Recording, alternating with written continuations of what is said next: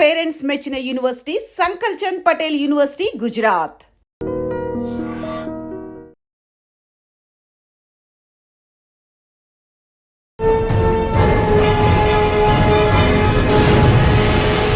Welcome to crime diaries.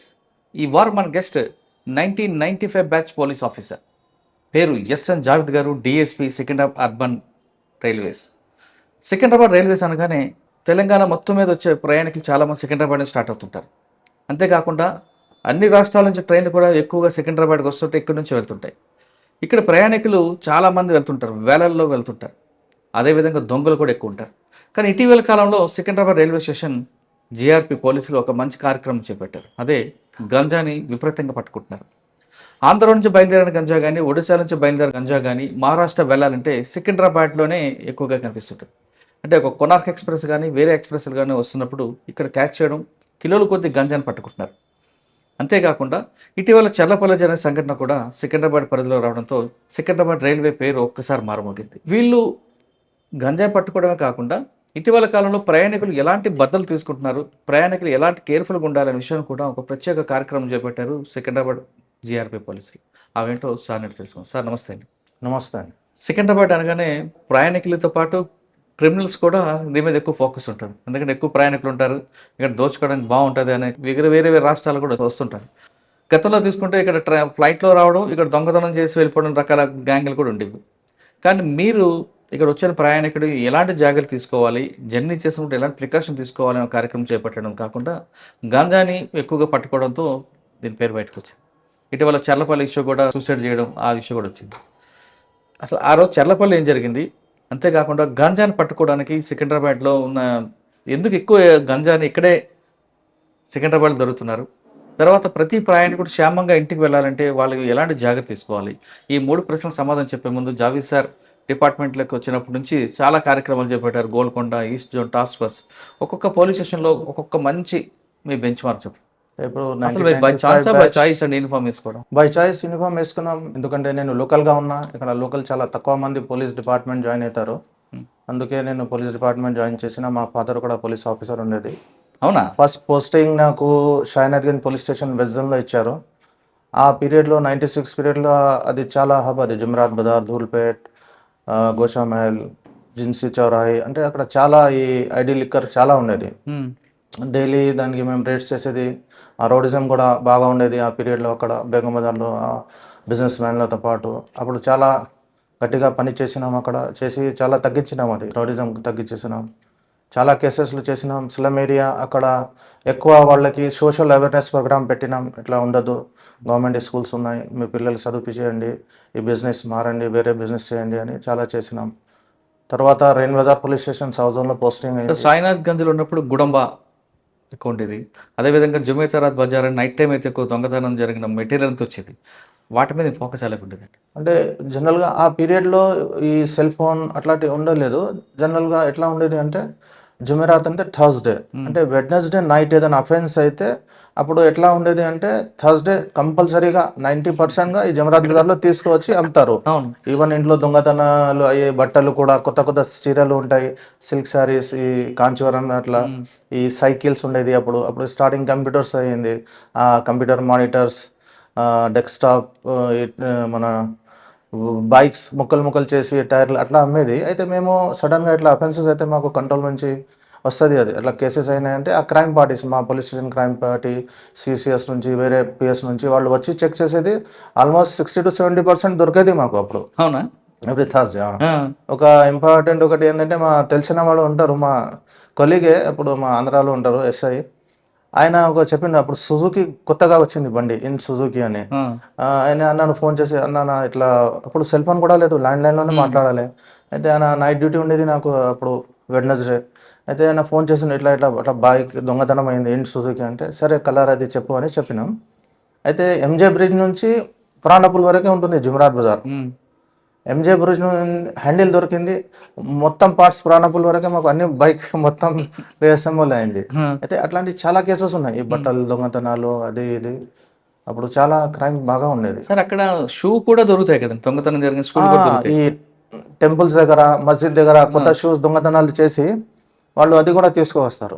ఎందుకంటే అసలు దాని ఆర్జన్ ఏంటండి అక్కడ? ఆలోచన లేదంటే అంతే అంత అన్ఎంప్లాయ్మెంట్ వల్ల ఈ అంత అలవాటు.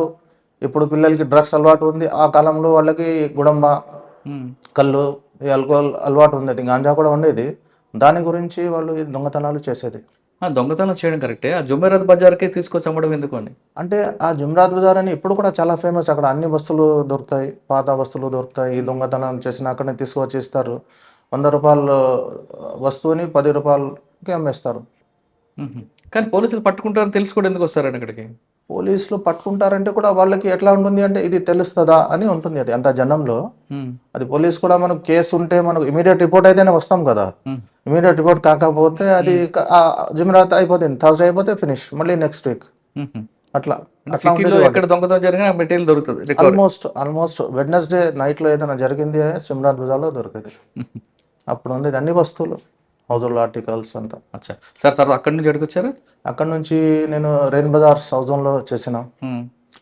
ఆ రెయిన్ బజార్ ఏరియా కూడా ఎట్లా అంటే అది మొత్తం స్లమ్ ఏరియా లాగే ఉండేది. అక్కడ కూడా చాలా ఎడ్యుకేషన్ ప్రాబ్లమ్స్ ఉన్నాయి.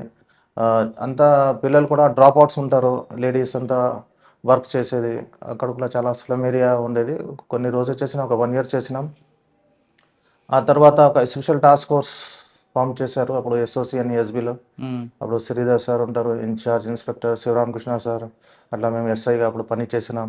అది అప్పుడు ఈ దీన్దార్ అంజుమన్ కేసెస్ అయ్యేది. అప్పుడు ఏదండి దీన్దార్ అంజుమన్ దాంట్లో ఈ బాంబ్ బ్లాస్ట్ కేసెస్ అయితే దాని మీద అది ఫామ్ చేశారు టీం, దాంట్లో పని చేసిన. సార్ మీరు శ్రీధర్ సార్ దగ్గర శివరామకృష్ణ పని చేశారు కదా, వీళ్ళు వర్క్ స్టైల్ ఎలాగ ఉంటుందండి? చాలా ప్రొఫెషనల్గా చేస్తారండి. ఎంత ప్రొఫెషనల్గా అంటే ఒక కేసు ఉండేది మాకు అప్పుడు, ఈ మ్యాజిక్ నెంబర్స్ అని వచ్చేది ఫోన్లో, అంటే పేరు లేదు. అయితే ఒక సీనియర్ జర్నలిస్ట్ ఉంటారు, వాళ్ళ అమ్మాయికి హరాస్మెంట్ చేస్తున్నారు.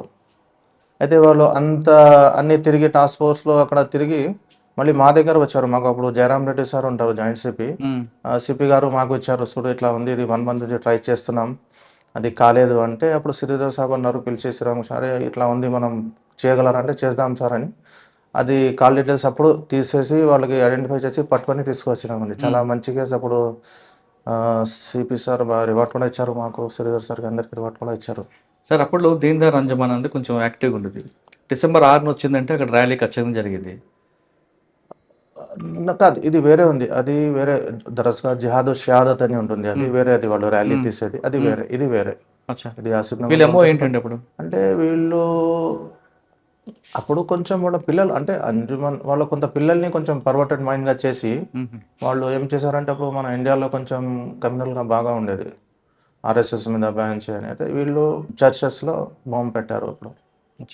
సార్ అప్పుడులో అమెరికాలో ఏ ఇష్యూ జరిగినా ఓల్డ్ సిటీలో ఇష్యూ అయ్యేది కదండి, ఎందుకంటే అక్కడికి లింక్ ఏంటి? కమ్యూనల్ అవ్వదు. కమ్యూనల్ అనేది ఎట్లా ఉండేది అంటే అప్పుడు మక్కాలో వచ్చిన ఇన్సిడెంట్ అయితే ఇక్కడ కూడా గొడవ అయ్యేది. అంటే ఎడ్యుకేషన్ లేదు, మెయిన్ చీజ్ ఓల్డ్ సిటీలో ఎడ్యుకేషన్. అప్పుడు ఆ పీరియడ్లో ఎడ్యుకేషన్ లేదు, ఎంప్లాయ్మెంట్ అండ్ రిసోర్సెస్ చాలా తక్కువ ఉండేది. చాలా వాటికి ముస్లిమ్స్ ఉంటే తక్కువ మందికి గవర్నమెంట్ జాబ్స్ ఉండేది, ఎక్కువ పెట్టి బిజినెస్ చేసేది. అందుకే పిల్లలు పర్వర్టెడ్ మైండ్ చేశారు. కానీ ఇప్పుడు తగ్గింది అనుకుంటా కదండి. ఇప్పుడు చాలా మాటికి తగ్గింది, పెద్దగా రోడ్స్ అయినాయి, బిజినెస్ ఎస్టాబ్లిష్మెంట్ బాగా అయింది, జాబ్ ఆపర్చునిటీస్ బాగా పెరిగింది, బయట పోతున్నారు, ఎంఎన్సీస్లో పని చేస్తున్నారు, పిల్లలు కూడా బాగా చదువుతున్నారు మంచిగా. అక్కడ కూడా ప్రొఫెషనల్ కోర్సెస్ కూడా చేస్తున్నారు పిల్లలు, ఎంబీబీఎస్, ఇంజనీరింగ్, ఈవెన్ పిహెచ్డి కూడా చేస్తున్నారు పిల్లలు. ఫెసిలిటీస్ బాగా ఉంది. అంటే వాళ్ళ మార్పుకి ఎడ్యుకేషన్ అది మెయిన్ ఎడ్యుకేషన్ మెయిన్ ఉంది. ఎంత ఎడ్యుకేషన్ వాళ్ళ దగ్గర రీచ్ అయితే అంత చేంజెస్ వస్తాయి. రెయిన్ బజార్ తర్వాత మళ్ళీ నేను స్పెషల్ ఆపరేషన్స్ వెళ్తున్నా కదా, ఆ తర్వాత మళ్ళీ ఈస్ట్ జోన్ టాస్క్ ఫోర్స్ చేసిన 4 years. I dreams, this police diaries is something very, very valuable towards that. I must really appreciate Murli, your insights. I Dreams founder and CEO చిన్న వాసుదేవ్ రెడ్డి గారితో Muralidhar crime stories చాలా famous అయిపోయినాయి. Gautam Savan garu and Satyanar sir. Well done. I congratulate him for doing so well, and I congratulate him his boss also. So well.